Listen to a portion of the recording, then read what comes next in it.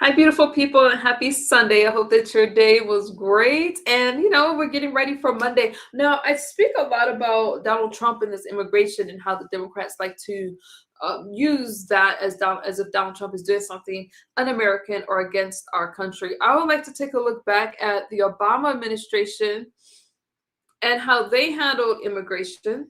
I posted something on my community wall with some facts and data. And this is not an attack against the liberals or the political left. These are just questions that I like to ask. This video that I'm going to share for you guys really took place in 2011. Obama was inaugurated 2009. So I find these things interesting. Now, this video probably won't get any views. I probably would get, what's good, Catwalk? What's good? Hey, BB. Good evening. Now, again, this took place, was it 08? Inaugurated in 08? Okay, thank you. Hang on, let me fact check myself real quick. But my point is, we've been dealing with immigrants way before Donald Trump, but yet Donald Trump gets all of the pushback. This video that I'm about to play originally aired in 2011. Hang on.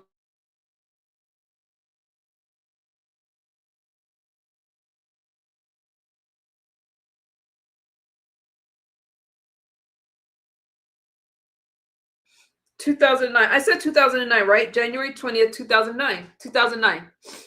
Okay. When he was inaugurated, not when he was first elected, Catwalk. So happy Sunday, Daniel. So it's okay if these videos, no, it's okay, Catwalk, keep me correct because I want to bring you guys correct information. All right. Now, my point is this. Illegal immigration has always been a problem. Not always, has been a problem in the United States for a long time. Donald Trump is not the first one to clean it up, but Donald Trump has deported less illegal immigrants than Obama. I do believe in putting America first. Yes, we have to talk about Iran and what's happening in Iran, but we'll do that later. First, let's deal with this. Everything I share is for educational for each purposes. I'm going to go on mute through this video, you guys. I find it very informative. Let's watch.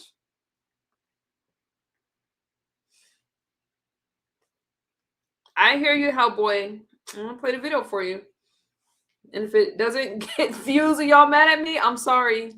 But I'm going to play it for you anyway. Let me make myself little.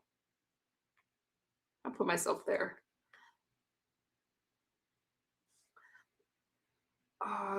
Let me know if you can hear it, okay?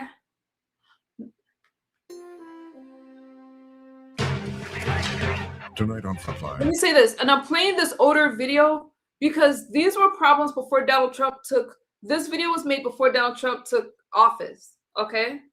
But no one really talked about it. So I want to show you what the argument was back then. As a candidate, he promised to fix the immigration system. The system just isn't working, and we need to change it. As president, Obama cracked down hard. What did he give us? 1 million people been deported. Frontline, the investigative reporting workshop, and correspondent Maria Hinojosa investigate Obama's tough immigration enforcement. Hasn't the president ended up enacting the Republican agenda? What the president is doing is enforcing the law of the land. Examining his promise to deport hardened criminals. 1,000 murderers, 6,000 sex offenders, 45,000 serious drug violators. While critics say the program has swept up thousands of immigrants with no criminal record. A mother who had a broken taillight being separated, maybe forever, from her children. They don't understand how their mother could have been thrown out of the country. And investigating conditions in the vast network of immigrant detention centers. Women harassed for sexual favors. Guards taking detainees and beating them, running them down like they were animals. Tonight, how the politics of immigration are lost in detention.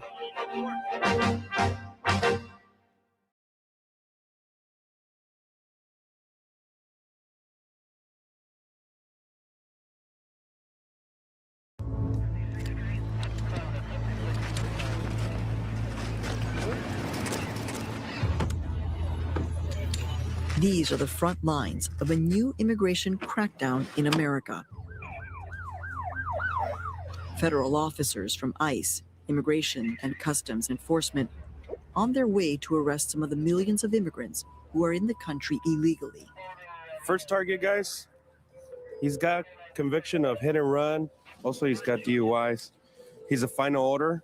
He goes to work between 6:30, 7 o'clock. Any questions? We good? These so-called fugitive operations are part of an immigration enforcement offensive I'm pretty sure the guy's going to be here. that has reached historic levels under the Obama administration. The team's been doing surveillance on this house for the last few days. Target's house is right here on my right side. Target's house. This year, about 400,000 undocumented immigrants will be detained and deported, totaling more than 1 million since Obama took office. We have a job to do. We enforce immigration law and we seek to remove people that are here illegally from the country in terms of protecting the public and also in terms of border security. We're setting records with our enforcement results. In terms of apprehending people, putting them in a detention system, and then removing them from the country, the scale has gone way up. Under Obama, the numbers are significantly higher than they were under Bush. So Obama has juiced up the Bush policies. We have strengthened border security beyond what many believed was possible. Earlier this year, the president came to the border in El Paso We now have more boots on the ground, to defend his tough enforcement policies, and we are deporting those who are here illegally. while at the same time pushing for comprehensive immigration reform. Now we need to come together around reform that reflects our values as a nation of laws and a nation of immigrants. The administration has believed since it was sworn in that in order to make the political ground fertile for a comprehensive immigration reform bill, that enforcement had to come first. But there is no chance of comprehensive immigration reform in the current political environment. There's no support on the Republican side. Washington has been unable to enact new immigration legislation for like 20 years. And it's in this vacuum that enforcement all of a sudden has become this kind of talisman, that you have to prove the government is in control. In the absence of reform, we're left with essentially enforcement on steroids. But that's all we're left with. That is our immigration policy.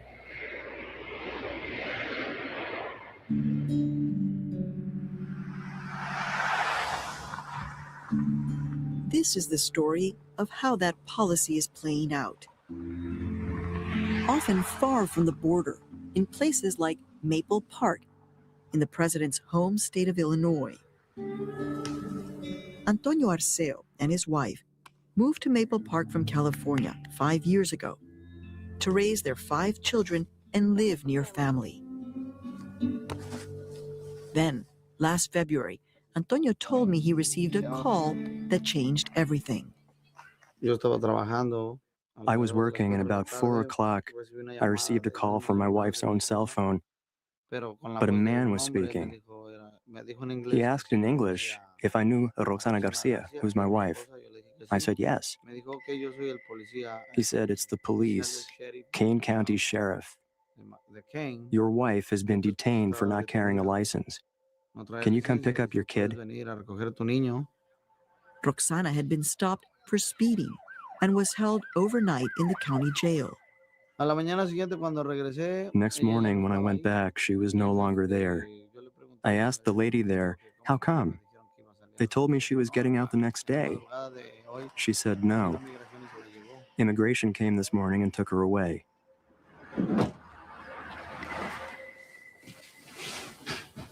Antonio had no idea what the government had done with his wife. He spent days looking for her. I went around to all the jails where she could possibly have been held, and nobody would give me information. So at that point, I was desperate, because we didn't know what had happened. What he didn't know is that Roxana had been taken 6 hours away to southern Illinois, swept up by the administration's widening net of enforcement. Roxana was being held in detention. At the center of this story is a federal program called Secure Communities,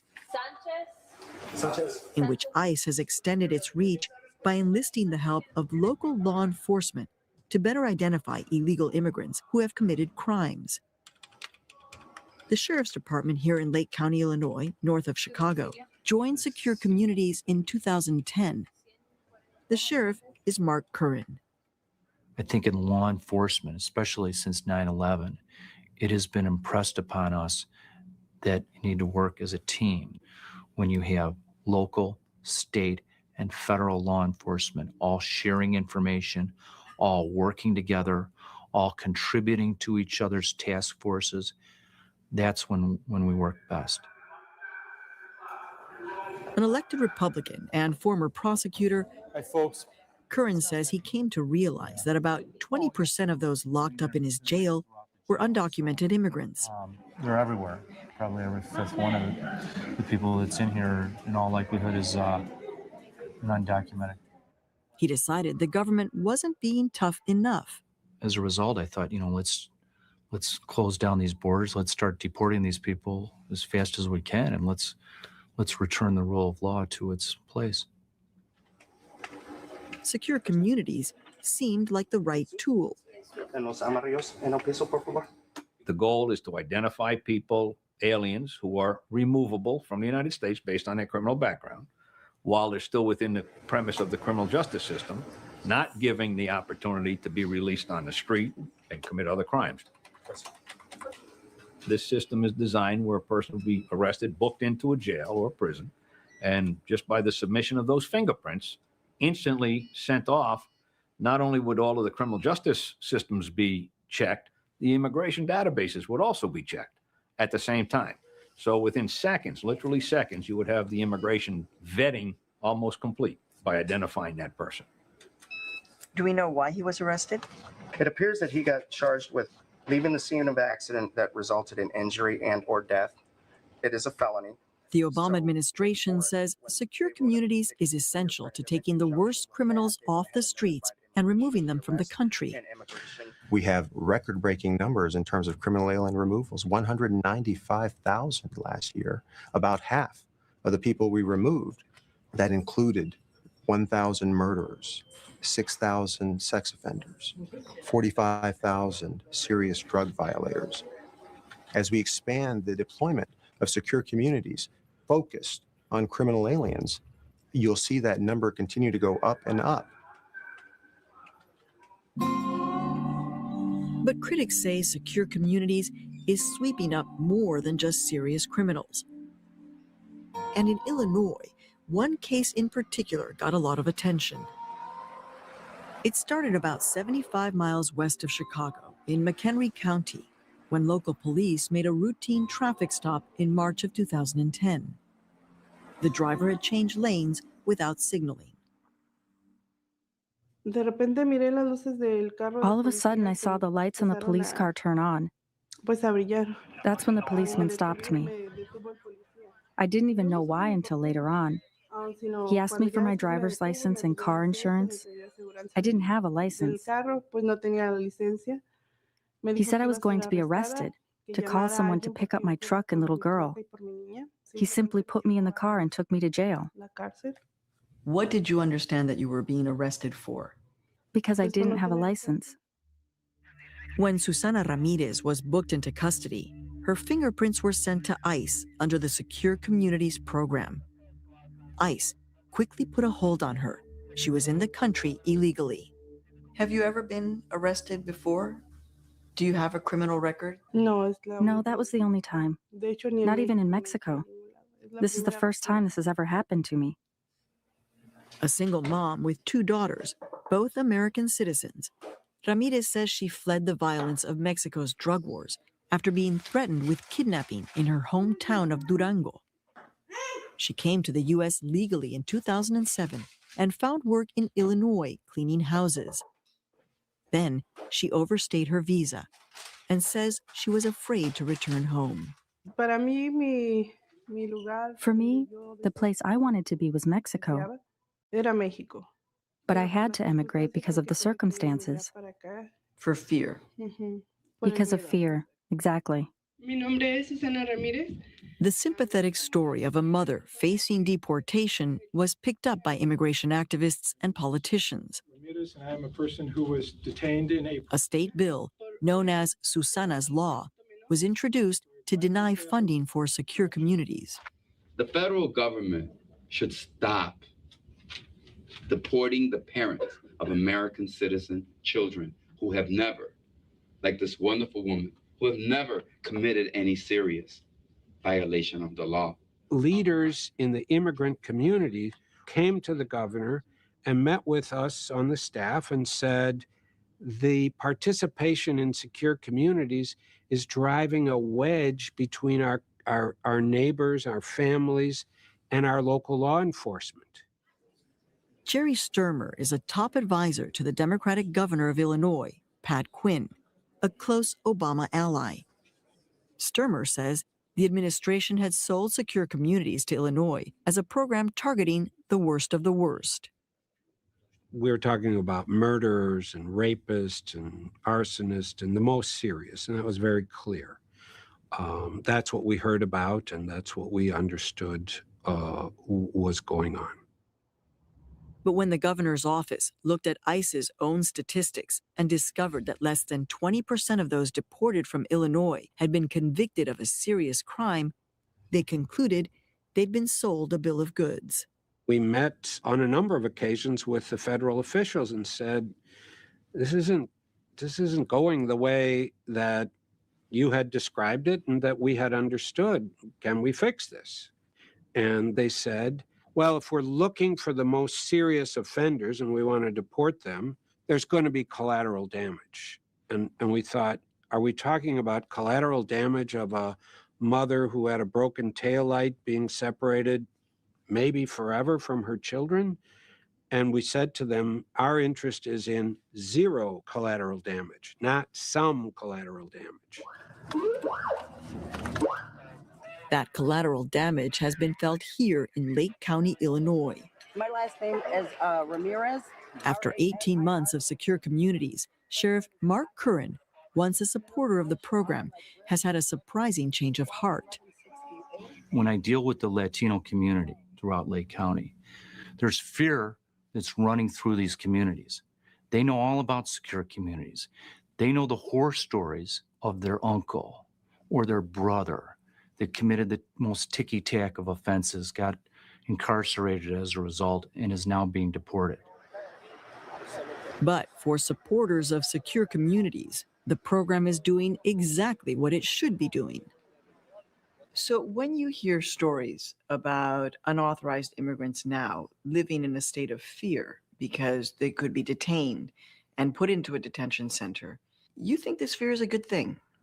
Absolutely. I mean, it's supposed to be. It's like if you're speeding on the highway and you're afraid there might be a trooper around the corner, or if you want to claim a couple of extra deductions on your income tax form and you're worried about the IRS maybe paying attention, you're supposed to be afraid. In fact, the reason we have 11 million illegal immigrants is because too many people for too long understood quite clearly that there wasn't anything to be afraid of. But Sheriff Curran says that fear is undermining the ability of law enforcement to do its job. When the squad car rounds the corner, you'll see people scram, and it's not because they're engaged in criminal activity necessarily. It's because they have this perception that they're illegal, or they know somebody that might be undocumented, and they don't want to have anything to do with the law enforcement. And what does that do to you as a law enforcement officer? Law enforcement works best when it's engaged with the community. To have the community not working with you, it's a frightening proposition. Although Curran is now an outspoken critic of secure communities, the Obama administration has made the program mandatory, and the Lake County Sheriff's Department is still helping to identify and hold undocumented immigrants for ICE. One thing that I've experienced is in 2002 when I started, you did not get a lot of immigration detainers. Now it appears to me that immigration is placing holds on almost everybody that was born outside of the United States. This aggressive enforcement by ICE has been driven, according to insiders, by the agency's need to hit a target number of deportations, now 400,000 a year. Because the number 400,000 was what was agreed upon, what's happened is you pick up whatever you can. So the low-hanging fruit, the high-hanging fruit, and all the fruit that's in between, you would pick up whatever you could and take your collateral apprehensions, which would be the other illegals that may be present when you're arresting the fugitive, and bring them into custody as well to get the numbers moved up. The pressure to move the numbers up was evident in an internal ICE memo last year. ICE was at risk of falling well under the agency's goal of 400,000 deportations, the memo says. In particular, it highlighted the shortfall of non-criminal removals. So basically, Washington is setting some numbers, and on the ground, if you're not meeting those numbers, then you're being judged by not meeting those numbers. You're being judged or you're being summoned to Washington. You know, you'll get this, be in my office tomorrow morning. So kind of a thing. While ICE tries to hit its numbers, the results show up in the Miami courtroom of immigration judge Denise Slavin.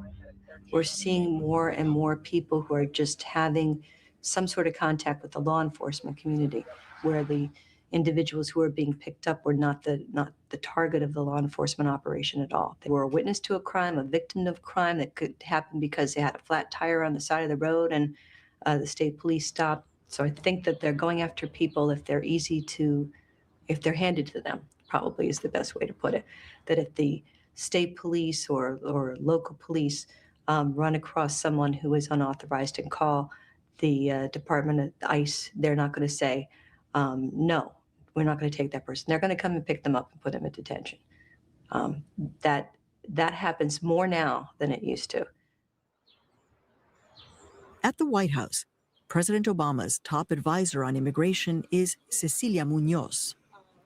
Even the supporters of the president, the Illinois governor, have said secure communities is doing more damage. And in fact, there's collateral damage of mothers being separated from their children, of fathers being separated from their children. Right. Is this collateral damage that this administration is prepared to accept? Well, as a result of the concerns raised by the governor of Illinois, the governor of Massachusetts, and others, DHS made adjustments in how it's implementing the policy.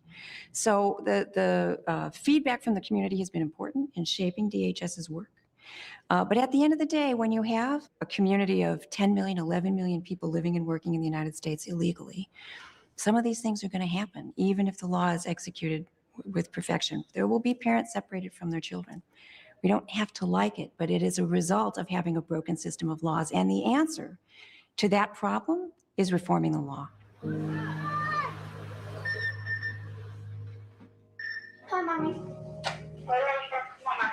In Maple Park, Illinois, the Arceo family has been pulled apart. Last March, Antonio's wife, Roxana Garcia, who'd been stopped for speeding, was deported back to Mexico. She had a previous record of crossing the border illegally. Left behind were her husband and her 5 American-born children. If your wife, before she was deported, was in charge of 5 kids, what happened after she was deported? How did you handle this? I didn't handle the situation. The situation definitely handled me.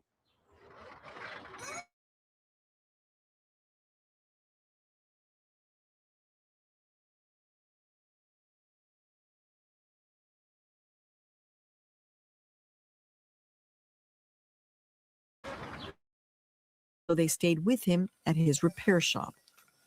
They don't understand how their mother could have been thrown out of the country because of a simple piece of paper. They are American citizens that are going to be productive for this country one day. How can you take away the most important pillar in their life, their mother? I don't understand. At times, Antonio has his doubts about making it without Roxana and considers moving his family back to Mexico. Would you want to go back to Mexico? No, not really. Have you ever been to Mexico? No. So when your dad talks about maybe the solution is to go back to Mexico, what do you think about that, David? Well, Just the thought of having to pack everything up and leaving my country to be somewhere I've never even been, it just doesn't seem right to me. 46% of undocumented people live in a family, and the majority have been in the U.S. for longer than 11 years. So the face of the undocumented person isn't the young Mexican who's scaling the fence and able to get in, works for 6 months, and then leaves. It's not a Mexican male anymore. It's women, it's kids, it's people who put their roots down here, their lives down here. There are now 4.5 million U.S. citizen children living in families where one or both parents are undocumented. We had future plans, like going to college and stuff, especially for serving this country like everyone does. But this happened. What were your dreams about what you wanted to do? I wanted to be a police officer when I grew up. And now? Changed my mind. I wanted to be a lawyer. And now? Now, I don't know. I'm not really concentrating on that right now. We're talking about people that have been here for 20 years and that have 5 children that are U.S. citizens, and that they came here under this message that don't worry about it, you can get into this country. Don't worry about it, you can work and nobody's ever going to ask about it. And now we're going to deport them. To me, that it's absolutely wrong. I mean, I can talk about it from a faith perspective, but people don't want to hear that, especially if they're not Roman Catholic. But the truth is there. When you take a father out of the house and you deport him, or a mother out of the house and you deport her, and you leave those children now without one of the 2 spouses, to me, that's not a good recipe for the future of America. And it makes us a lesser country.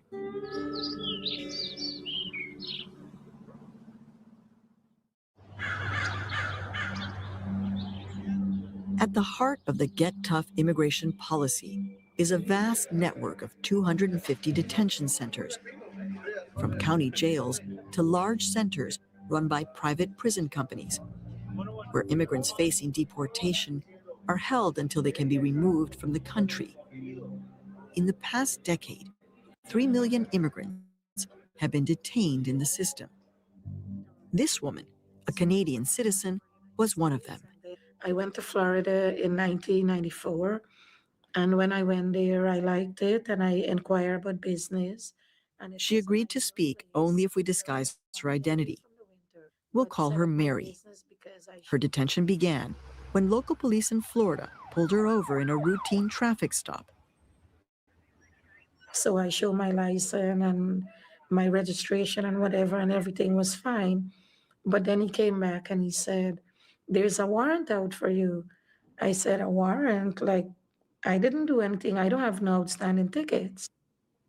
But the warrant said Mary had bounced a $230 check 10 years earlier.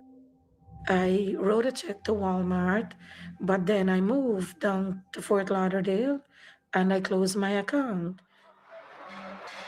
It was soon discovered that Mary had been living in the U.S. for 15 years without a visa. She was quickly detained by ICE and then sent 1,000 miles away to the southern tip of Texas, to the Willacy Detention Center. When she first arrived, Mary was warned about Willacy by a fellow detainee. She said, "It's terrible. It's really terrible. And you need to tell them you need to go back to Canada because you don't want to stay in some place like this. This is not for you." Willacy had been built quickly in 2006. Designed to hold up to 3,000 detainees, it was run by a private prison contractor and was one of the largest detention centers in the country. What's stunning about it is the sheer size of it. It looks like an airfield with these Kevlar white domed tents. And you walk in and there's razor wire all around it. And in each one of them, they're holding 200 people with very limited space and movement, where they're basically warehoused in order to effectuate their removal. Mark Fleming was part of a special human rights commission for the Organization of American States that inspected Willacy in 2009. ICE established these facilities mainly to make sure that they show up for their hearing, and if they're ordered removed, to effectuate that removal. It's not supposed to be punitive. And yet, in every way, shape, or form, it was punitive. It was a criminal setting. They wore uniforms as inmates. The officers had very much a criminal justice mentality. And so it's palpable, the desperation that detained immigrants feel at this facility, because they're not well informed of when they're going to get out. I begged and I begged every day, what's going on? Please, I want to get out. Just get me out of here. Mary wanted to fight her deportation, but she had a problem. Like the vast majority of detainees, she had no attorney to help her. Unlike in the criminal justice system, immigration detainees don't have a guaranteed right to an attorney. Even if they have strong cases to remain in the U.S., most have to fend for themselves and be their own legal advocates. We hold people, we handcuff them, we detain them. We take away the basic right to liberty. And the right to due process, when the government takes away your basic right to liberty, should be equivalent to that in the criminal context. And that's unfortunately not the case. Immigration matters are not criminal matters. Those are administrative matters. There's no punishment that the Immigration Service metes out. It is simply a question of whether you're supposed to be here or whether you're supposed to be there. That's an administrative matter. And the Supreme Court has said repeatedly for over a century that due process in immigration matters is whatever Congress says it is. Without access to attorneys, critics say detainees are vulnerable in other ways. They're less likely to have legal protection in cases of physical and sexual abuse. Oh my God. During her 3 months at Willacy, Mary says she endured repeated sexual assaults by a guard. He kissed me and then I pushed him and then he said, well, I love big-breasted women. And then he took his hands and he like put it in my pants. He put his hands in your my pants. And he said, well, do you like that? Does it feel good? Because you're locked up, so you don't know what it feels like. And I pushed him away. And I said, please let me go. And then what happened? He said, if you tell anyone, you wouldn't come out of here alive to see your family. So then who do you go and tell? Mary says she told a female guard about the attacks. She said to me that if you go to ICE and you complain or you write a report, it's going to be worse for you because they don't want a bad name that these things are going on. Don't complain about the fact that you've been sexually assaulted because it could be worse for you if you complain? Yes. They could retaliate against you? Yes. Our investigation into Willacy found that Mary's treatment wasn't unique. We uncovered many stories of racial, physical, and sexual abuse. When we visited Willacy, ICE would not let us talk with detainees we met along the way. So if you're a detainee, you have to stay. Or interview the local ICE officials. But we did speak with dozens of former detainees and staff. I would take account of how many detainees we saw. Tawana Cooks Allen was the mental health coordinator at Willacy. We would make referrals to our department to see those. She heard a lot of stories of abuse. Men of color were coming to me talking about guards taking them in an area and beating them. Talking to me about guards who were running them down like they were animals and yelling and screaming and calling them names and talking about family members and getting in their faces, spitting. This is the first place where I ever went to that it was all right for somebody to say, you nigger monkey, you black nigger monkey, you know? A guard to say that to you. Yeah. And say it in front of a lot of other people too. So you would start to think that, I guess that's all right down here for them to do that. While you were detained at Willacy, did you witness any physical abuse by the guards on the detainees? Well, there was a lot of nights I hear screaming in the hallway, and hear ploop, ploop, with like sticks and stuff.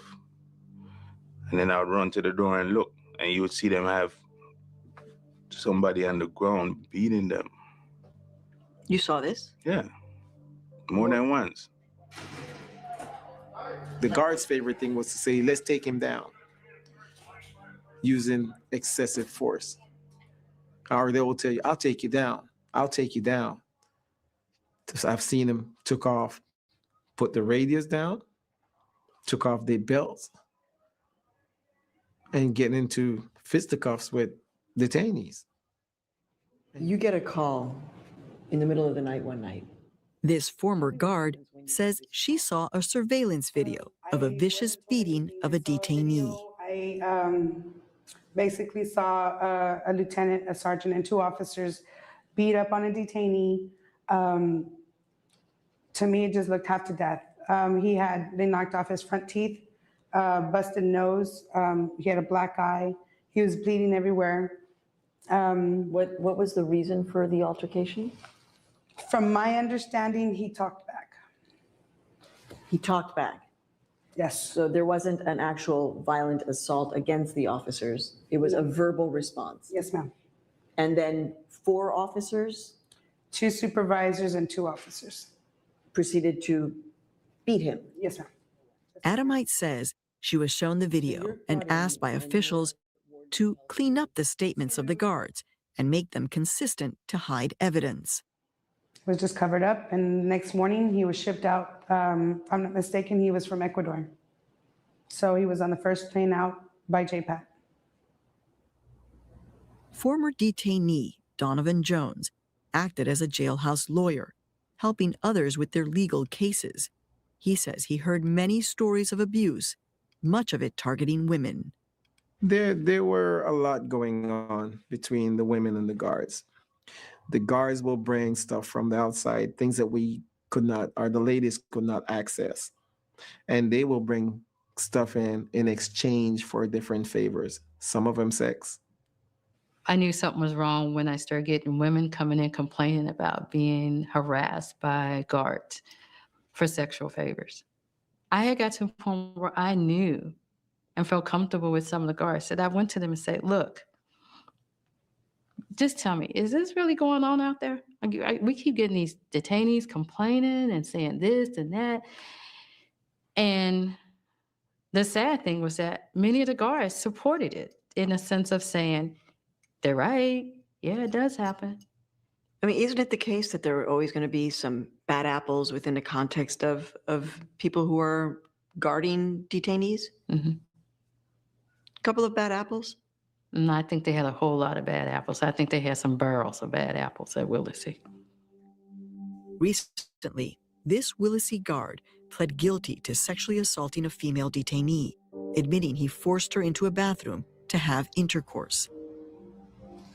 Frontline's investigation into Willacy uncovered more than a dozen allegations of sexual abuse, including Mary, who says she couldn't take it anymore. I said, I want to go back home. Please, I want to go back home. Get me out of here. Because if this goes on one more time with me and I don't get out of here, I'm going to kill myself. Desperate to get out of Willacy, Mary asked to be deported back to Canada. She left behind 4 U.S. citizen children in the care of a relative. She says she's been unable to see them for more than 2 years.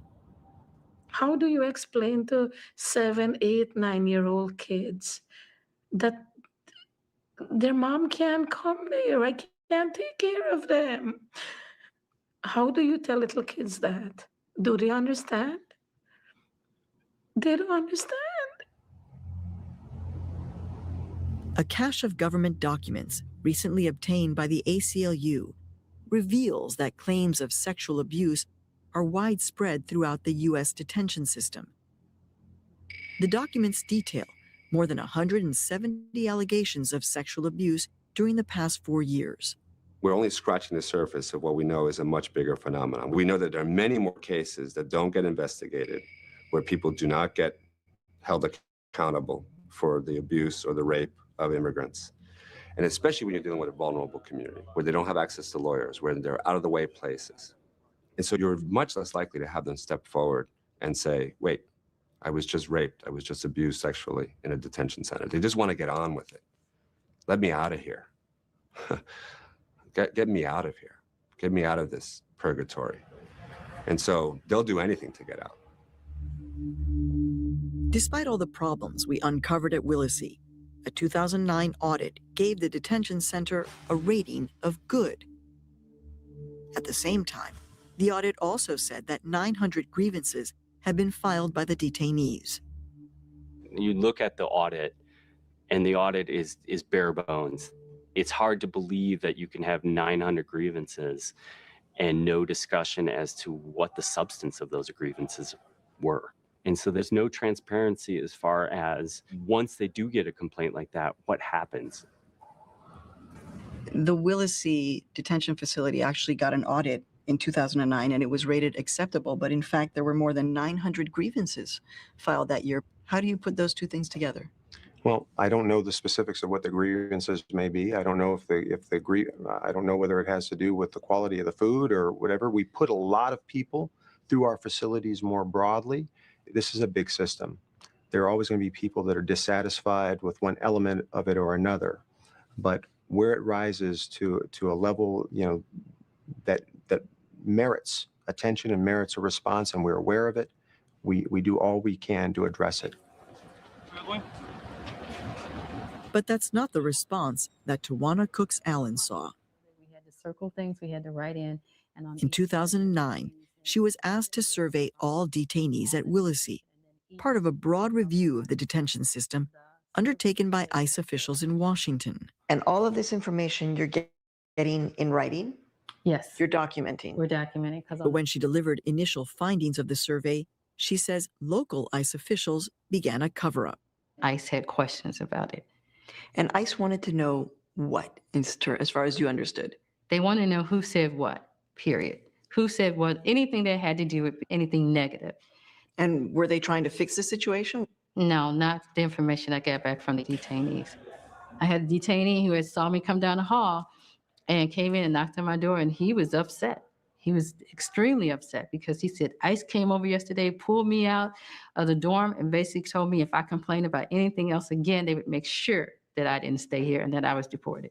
And in that day, I got bombarded with those first 38 people that I had interviewed.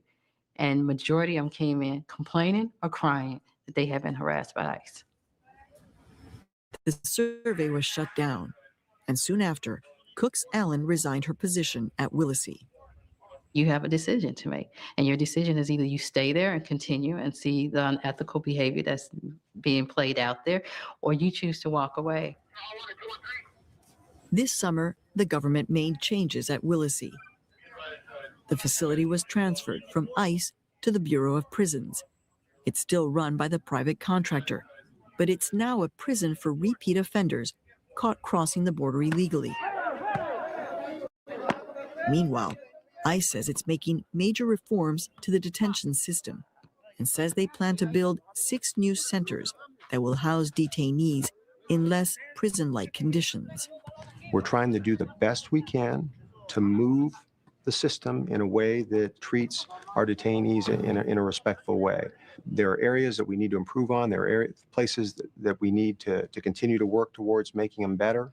But we're committed to doing that. It's an ongoing process, and it's something that we're going to continue. But critics say the vast network of 250 detention centers, the fastest growing incarceration system in the country, will not be easy to reform. It's clear that when you create a detention facility that's out of the public spotlight, that's in out-of-the-way places, where lawyers don't have access to individuals who are detained there, where you have very little public scrutiny, that are privately run by government contractors, that without that public scrutiny of what goes on behind those barbed wires and those closed doors, you have the potential for enormous violations of basic rights.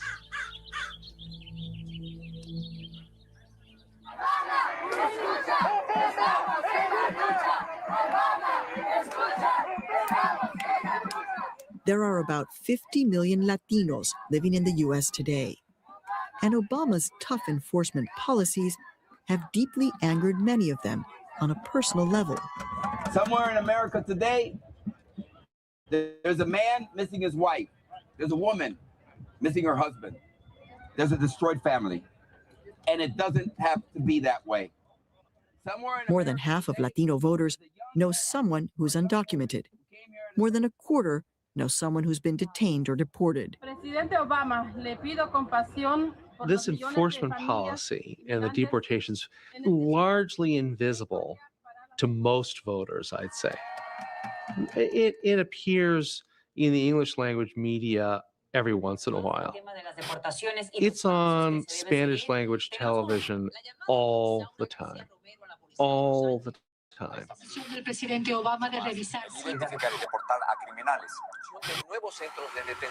And I promise you, the sense of human cost that's resulted from this enforcement effort is very real to Latino voters. He promised us that he was going to give us immigration reform. And what did he give us? 1 million people have been deported. So we're very angry and we're locking up our votes, and we were not going to give them to him unless he delivers. As a candidate, Obama had been sympathetic to their cause. When communities are terrorized by ICE immigration raids, when nursing mothers are torn from their babies, when children come home from school to find their parents missing, when people are detained without access to legal counsel, when all that's happening, the system just isn't working, and we need to change it. His strategy for change wasn't really different from previous presidents. It was George W. Bush's blueprint: tough border enforcement and deportations, together with a path to citizenship for millions of illegal immigrants already in the country. My administration is fully behind an effort to achieve comprehensive immigration reform. So there's nothing new about the ideas that Obama was proposing. He was basically came into office saying, I'm going to take something that exists, we're going to put it on the agenda, we're going to get it enacted. And not put it off till a year, 2 years, 3 years, 5 years from now, but to start working on this thing right now.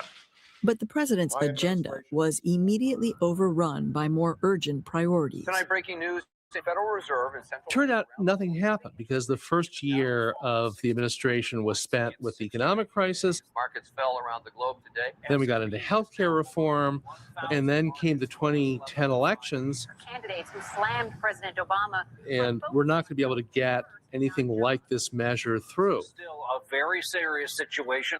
The president said that he was going to support immigration reform in a big way in his first year, and that didn't happen. Well, he did support immigration reform in a big way in his first year. The reform didn't happen, though. The reform didn't happen because it requires action on the part of the Congress of the United States, which did not take it up. But he's going to keep at it until we find the partners we need in the Congress to get this job done. But finding partners for reform has proved impossible. No reform until you secure the border. Republican leaders like Judiciary Chairman Lamar Smith are pressing for even tougher enforcement. Unfortunately, the Obama administration is not really enforcing the law. Anyone in the country illegally that is apprehended or detained ought to be sent home, not just the ones who have committed the most serious crimes. So just to be clear, Chairman, you believe that anyone who is in this country without papers, regardless of whether they've committed any other crime, should at some point be targeted and processed for deportation. Unless Congress is going to change the law and say grant amnesty to millions of people, the law should be enforced. And if you're in the country illegally, if you're apprehended, I think you ought to go home. Voters fed up with illegal immigration are demanding action. Enforce the law. The possibilities of comprehensive reform have dropped so drastically. I mean, no one thinks that it's likely to come anywhere close to getting enacted with the current configuration in Washington. So talking about it becomes kind of a meaningless exercise. In the meantime, however, he's continued the trajectory of aggressive enforcement. The president seems to have calculated that tougher enforcement might convince conservatives to support comprehensive immigration reform. But it seems now that the GOP is intransigent. So hasn't the president now basically ended up enacting the Republican agenda on immigration? What the president is doing is enforcing the law of the land. That's our obligation as a federal government. There's no quid pro quo. There is no negotiation that's happened here.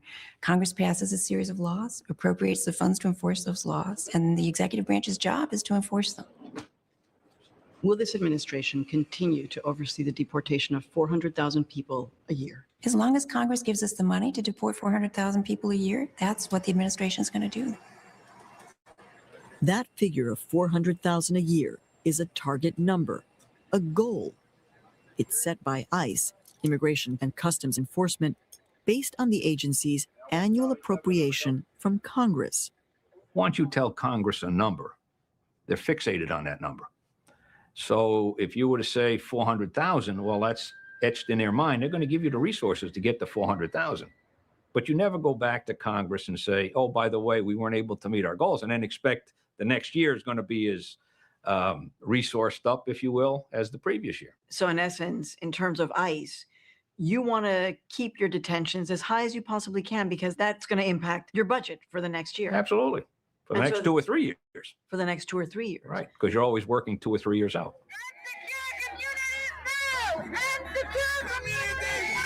We need you to take a stand on this program. Critics say the administration doesn't have the political will to slow down the enforcement machinery at ICE and reduce the damage done by secure communities.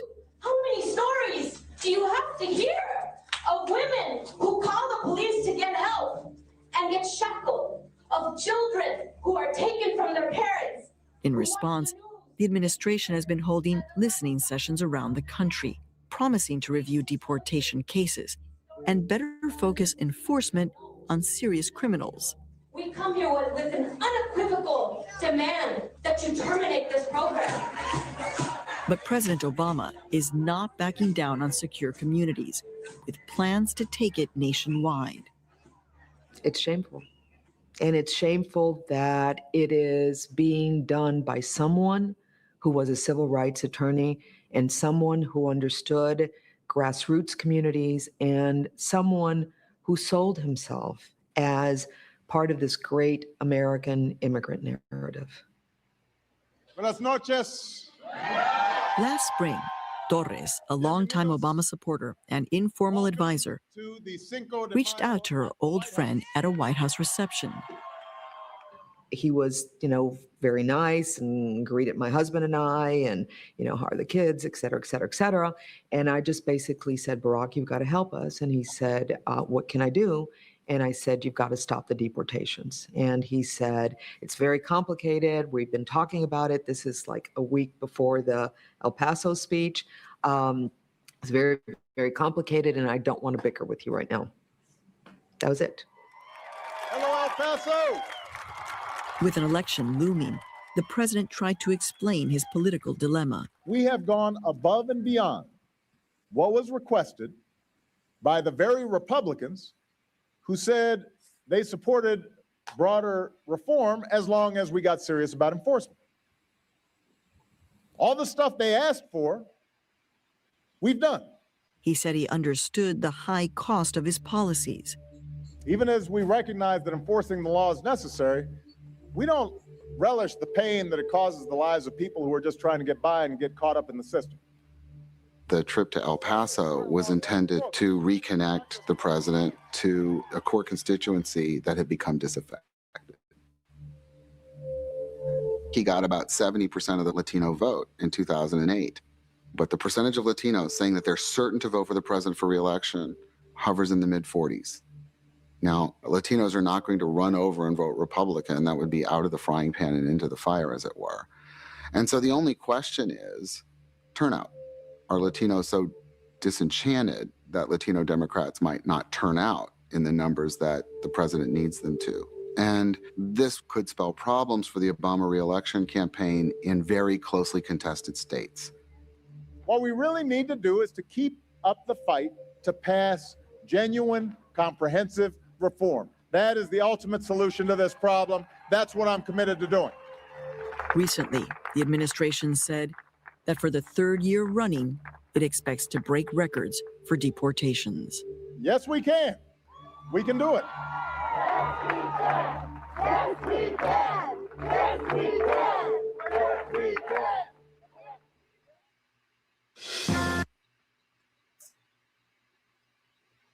Okay. Can you guys hear me? Okay. Let me talk to you guys real quick. How do I didn't give commentary through that because I wanted you to hear it for yourself. I could show you so many videos on former President Obama, but I'm not going to do that. I'm not going to do that. This was about immigration. This isn't even against Obama. But the difference between Obama and President Trump is that when Obama was deporting illegal immigrants, there was no pushback from conservatives. The political right didn't interfere, didn't create this chaos. And what you see with Donald Trump, who deported less illegal immigrants than former President Obama, is they're the ones creating the chaos. They're the ones making it seem as if Donald Trump is doing things illegal. I showed you guys videos of these immigrants talking about how they were treated in these treatment centers, how they were not given so-called due process, how families were being separated. Now, let me tell you something. If you break the law, your family is going to be separated. If you come here illegally, don't they usually leave part of their family back home? I don't mean to sound insensitive, but all I do is bring you guys the truth and let you guys see for yourself. I don't even think you guys are going to watch this with me, honestly, because people don't want to hear the truth. I posted on my community wall. Right, V-Bar. I posted on my community wall 4 presidents. Donald Trump deported the least, I believe. Without looking at my community wall, I think I posted Obama, Clinton, and Bush, right? President Trump deported the least amount. The other presidents got 0 riots. Obama didn't get any pushback. The ones that are creating the chaos, the ones that are creating the confusion, that's coming from the political left, and it's coming for reasons. It has nothing to do with them feeling sorry for the families that's over here. It has nothing to do with that. It has everything to do with something else. Because if that was the case, they would have had the same pushback with former President Obama. That's all I wanted to say. That's all I want to say. What they're saying, what are you saying, Dr. Mahan? So that's my commentary on that. They're trying to say it's more inhumane now. Meanwhile, sexual assault was happening at the centers. Exactly. It was happening. The women were complaining, and they were still trying to say that these facilities were safe. We heard about the illegal immigrants being kept in cages and all kinds of crazy conditions over there. I remember a lot of this happening, but they weren't getting a lot of media coverage. So I found, and it's interesting, I found this on PBS because I was looking for this documentary. I remember this documentary coming out, and they're left-centered. They're left-centered. And this documentary was done before Donald Trump. They were still saying, what about our rights? We have a right to be here. And people like to paint, that's right, Mr. Oates, that's right. People like to paint this image of President Trump deporting Americans. No, what they're not showing you is that these people are here on visas. They're here on certain different kinds of documentation. And then they commit a crime and they're sent back. We're not talking about American-born citizens being, come on, you guys don't know that's outrageous. But anytime there's an investigation, things can happen. Things can happen.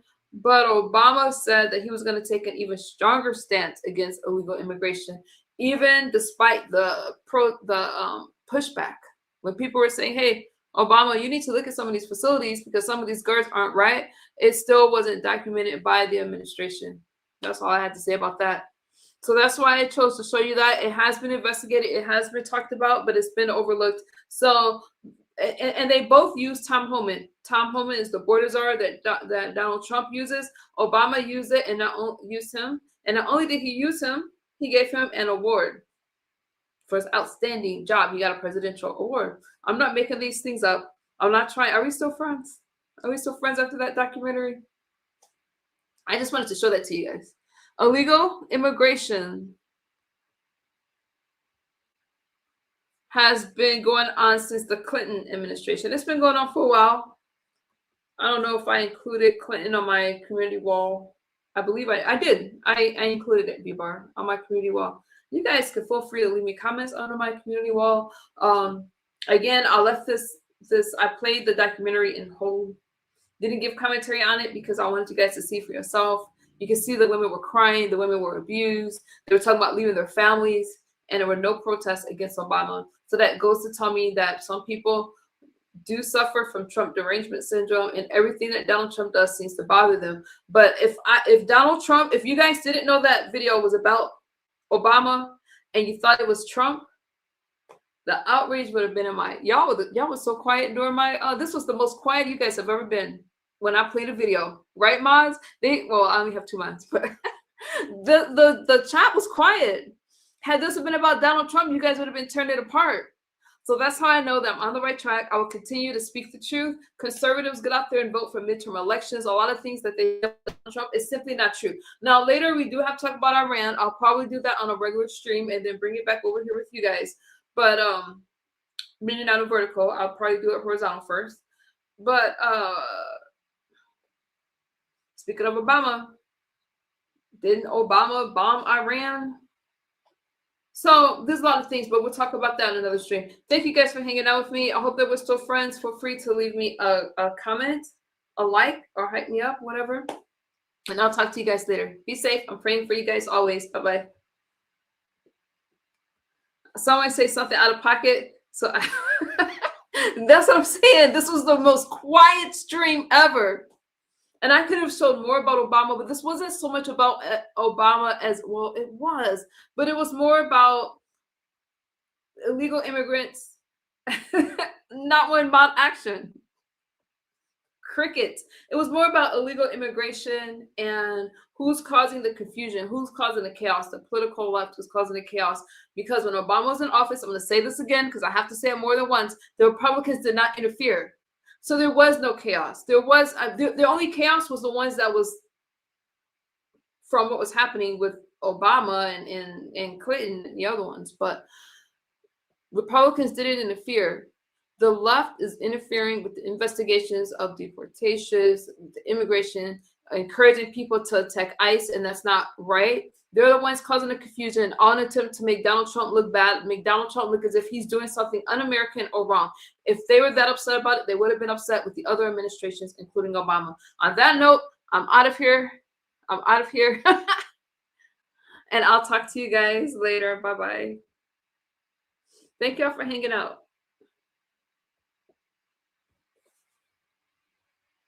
Thank you, V-Bar.